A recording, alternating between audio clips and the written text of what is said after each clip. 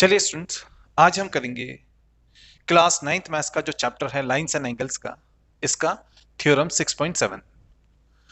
Theorem में हमसे कहा गया है the sum of angles of a triangle is 180 degree. तो थ्योरम में हमने ये प्रूव करना है कि एक ट्राइंगल के तीनों एंगल्स का जो सम होता है वो 180 डिग्री होता है। ठीक है, ये हमने प्रूव करना है। तो चलिए बनाते हैं एक ट्राइंगल। ये बना लिया हमने ट्राइंगल ए बी सी। यहां पर ए है, यहां पर बी है, यहां पर सी है। ठीक है, हमें करना क्या है, हमें अब सबसे पहले ना एक कंस्ट्रक्शन वर्क करना है। इस थ्योरम को प्रूव करने के लिए हमें एक कंस्ट्रक्शन करना पड़ेगा। ठीक है, हम कंस्ट्रक्शन में क्या करेंगे, हम बीसी के पैरेलल वर्टेक्स ए से एक लाइन ड्रॉन करेंगे। तो हमने वर्टेक्स ए से बीसी के पैरेलल एक लाइन ड्रॉन करना है। मान लेते हैं कि ये जो लाइन है ये है एक्स वाई। ठीक है, तो एक्स वाई जो लाइन है वो पॉइंट ए से पास होता है, वर्टेक्स ए से पास होता है। एंड जो एक्स वाई लाइन है वो बीसी के पैरेलल है, ये वाला इसके पैरेलल है। ठीक है, अब हम मान लेते हैं कि ये जो एंगल है, एंगल ए, ये हमारा है एंगल 1, एंगल बी है एंगल 2, एंगल सी है एंगल 3। इस वाले एंगल को हम मान लेते हैं एंगल 4, इस वाले एंगल को हम मान लेते हैं एंगल 5। ठीक है, अब देखिए स्टूडेंट्स, क्योंकि एक्स वाई बी सी के पैरेलल है तो हम लिखते हैं एक्स वाई जो है वो पैरेलल टू बी सी है। क्यों है पैरेलल टू बी सी? क्योंकि हमने कंस्ट्रक्शन ऐसा किया है ना। तो बाय कंस्ट्रक्शन हमने बनाया ऐसा है कि जो एक्स वाई है वो बी सी के पैरेलल है ना।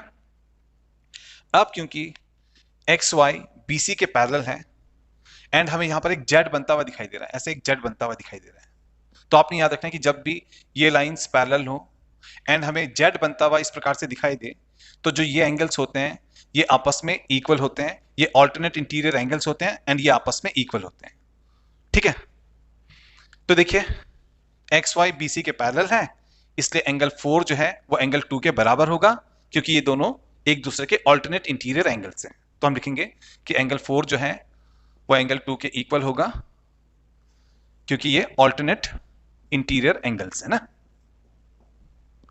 अब देखिए एक्स वाई बी सी के पैरेलल है, एक और जेड यहां पर हमको बनता हुआ दिखाई दे रहा है, इसलिए ये वाला एंगल भी इसके बराबर होगा, क्योंकि ये ऑल्टरनेट इंटीरियर एंगल्स हैं और जब भी लाइनें पैरेलल होती हैं तो ऑल्टरनेट इंटीरियर एंगल्स आपस में इक्वल होते हैं। तो ये वाला एंगल इसके इक्वल होगा, तो एंगल 5 एंगल 3 के इक्वल होगा।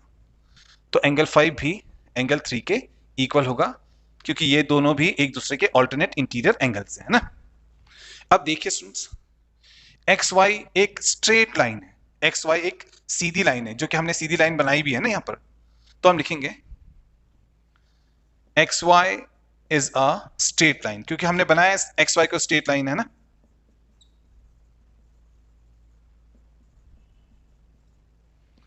अब आपने याद रखना है कि जब हमारे पास में एक स्ट्रेट लाइन होता है तो इस स्ट्रेट लाइन के ऊपर जो ये जितने भी एंगल्स ये बनते हैं ना, ऐसा जो ये एंगल्स बनते हैं इनका सम जो होता है वो होता है 180 डिग्री। तो आपने याद रखना है एक स्ट्रेट लाइन के ऊपर जितने भी एंगल्स बनते हैं, ठीक है, उनका सम होता है 180 डिग्री। तो इस स्ट्रेट लाइन के ऊपर ये तीन एंगल्स बन रहे हैं तो इनका सम भी होगा 180 डिग्री। तो हम लिखेंगे एक्स वाई एक स्ट्रेट लाइन है, इसलिए angle 4 plus angle 1 plus angle 5 होना चाहिए 180 degree. Angle 4 plus angle 1 plus angle 5 को होना चाहिए 180 डिग्री। इसके लिए हम यहां पर रीजन लिख भी देते हैं, लिखते हैं sum of all angles on a straight line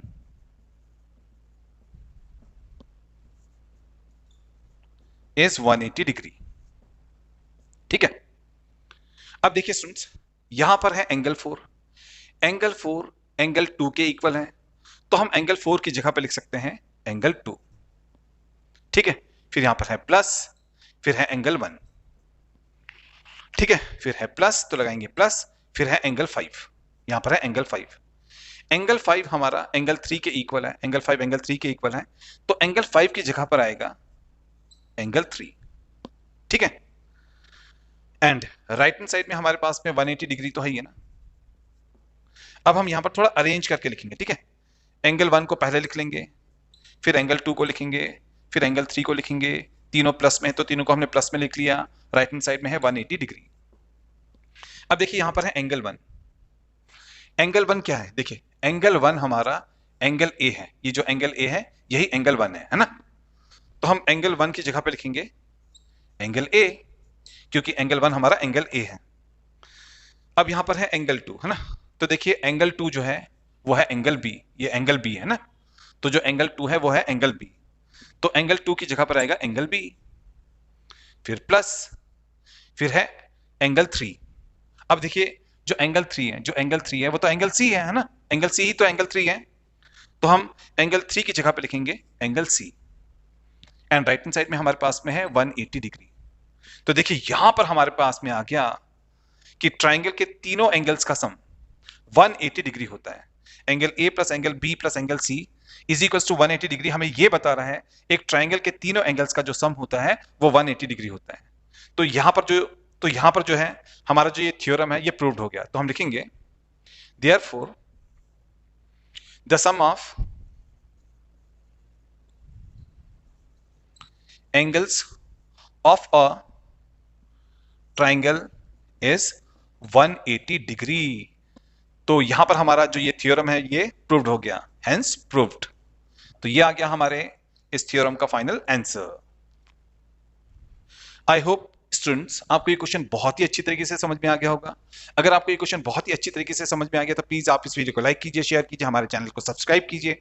हम इसी प्रकार से आपके बुक के जितने भी इंपॉर्टेंट क्वेश्चंस हैं जो कि आपके एग्जाम में आ सकते हैं, ठीक है, जितने भी इंपॉर्टेंट थ्योरम्स हैं, जितने भी इंपॉर्टेंट एग्जाम्पल्स हैं, उनके सोल्यूशंस जल्दी से जल्दी बना करके आपके पास में भेजेंगे। तो मिलते हैं नेक्स्ट वीडियो में।